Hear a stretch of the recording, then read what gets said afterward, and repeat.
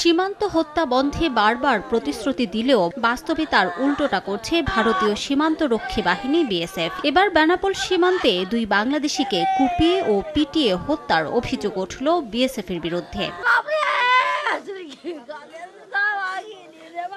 স্বজনরা জানান, বেনাপোল পোর্ট থানার দিঘিরপাড় গ্রামের শাহাবুর হোসেন ভারতে যাচ্ছিলেন কাজের সন্ধানে, আর কাগজপুকুর এলাকার জাহাঙ্গীর হোসেন যাচ্ছিলেন স্ত্রীর সঙ্গে দেখা করতে। এ সময় বিএসএফ সদস্যরা তাদের ধরে নিয়ে নির্যাতন করে হত্যার পর লাশ ইছামতি নদীতে ফেলে দেয় বলে অভিযোগ তাদের। ইন্ডিয়ায় গিয়ে মনে করেন বিএসএফ ধরে ফেলে তার শিরা কেটে দিয়েছে। বিএসএফ ধরে খুব মারধর করেছে এবং হাতের শিরা পর্যন্ত কেটে দিয়ে পানিতে ফেলে দিয়েছে। 2 জনের সংবাদ পেয়েছি তারা মৃত, আর 3 জন যে কোথায় আছে তার কোনো আমরা এখনো হদিশ পাইনি।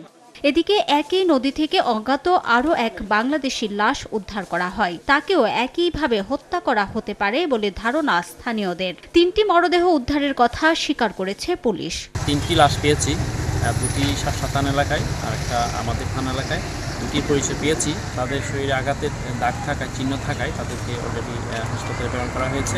বাকি একজনের পরিচয় শনাক্তের কাজ চলছে। এর আগে গত 22 জানুয়ারি বিএসএফের গুলিতে নিহত হন বিজিবি সদস্য রহিসউদ্দিন। এ নিয়ে বেনাপোল সীমান্তে চলতি বছরই 4 বাংলাদেশি হত্যার শিকার হল বিএসএফের হাতে। এদিকে বুধবার বিকেলে পঞ্চগড়ের সদর উপজেলার সেনপাড়া সীমান্ত এলাকা দিয়ে 4 থেকে 5 জন কিশোর হাঁটছিল। কাঁটাতারের বেড়ার কাছে গেলে বিএসএফের সদস্যরা তাদের ধাওয়া করে। সবাই পালিয়ে এলেও বিএসএফের হাতে ধরা পড়ে ওয়াসিম নামে 15 বছরের এক কিশোর। পরে তাকে গোয়ালবাড়ি ক্যাম্পে নিয়ে যাওয়া হয়। রিমু সিদ্দিক, সময় সংবাদ।